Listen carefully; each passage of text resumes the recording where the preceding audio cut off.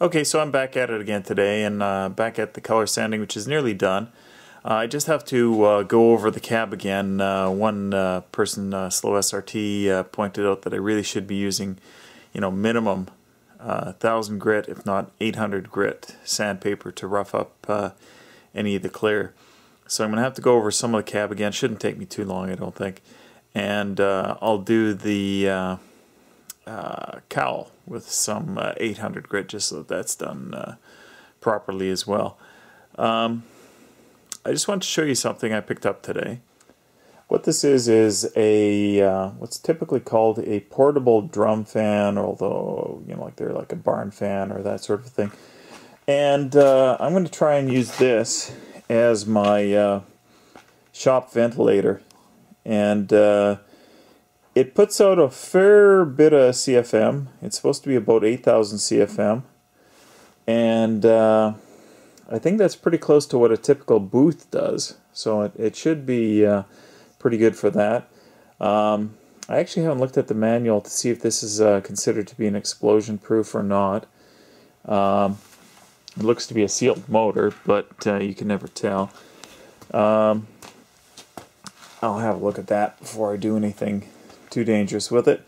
The Rick Fix had said that he couldn't find the, as I drop it and fling it around here, the fiberglass filter roll material at Canadian Tire anymore, and I couldn't find it either, but I did find it at Home Hardware, so that's just something for the Canadian people. You can find this stuff there, and this stuff will actually work quite well over the top of the fan on that.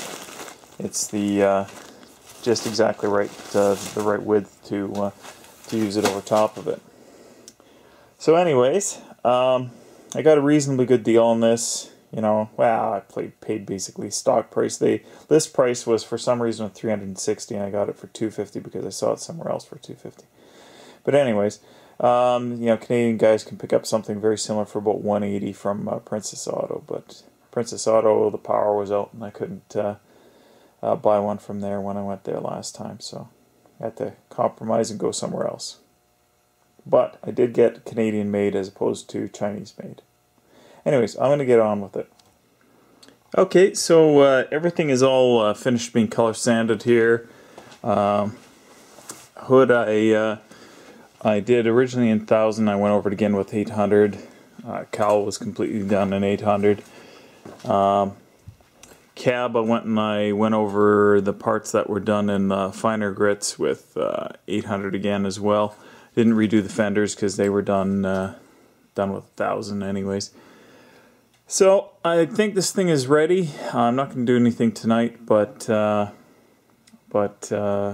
will tomorrow morning. I've already waxed and grease removed it. I think I'll probably do it again in the morning just to be sure, and then immediately before I go to touch up the base that got messed up in a couple of places, I'll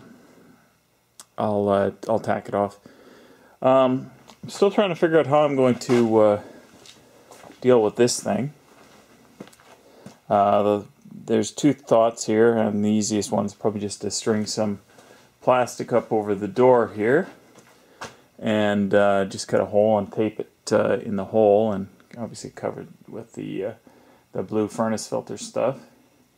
The other thought I had was probably a little more radical, and that was actually to make it a permanent install on the door, or that was to cut a hole here, but I think that's too much trouble, and it also kind of makes for a big security hole, and it kind of makes it a little bit cooler in the winter, so it's not too bright an idea.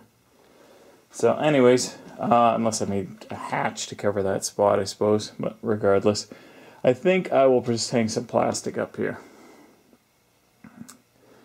It's a fairly big door. It's about 14, no, what is this one?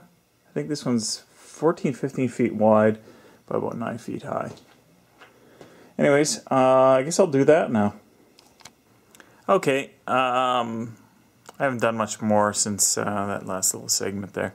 I started to mask off the truck, and then I realized that probably I should really wait until all of that wax and grease remover is gassed off, so I'll leave that till tomorrow morning.